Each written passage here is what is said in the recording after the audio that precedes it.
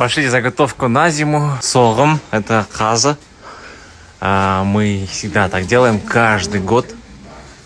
Вывешиваем после того, как засолили, промаринуется, чтобы она подсушилась. Так она будет вкуснее.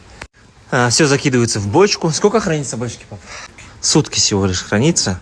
Просаливается. И вот так вот развешивается. Коптится будет тоже. Все развешивается и выглядит примерно вот так. Мам, сколько уходит на сором? 600 тысяч.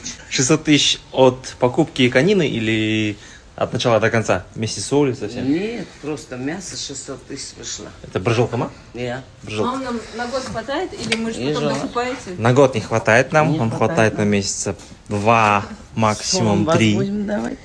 Сором баста уже четверть отлетает. После гости. Засоленная, господи, вторая часть конины.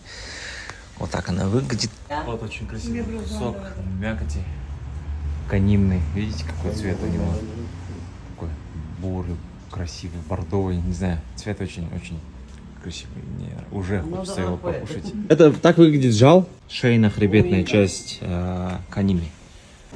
Почти все готово. Это вторая часть. Еще остался барбет хаза. Там кишков не хватило.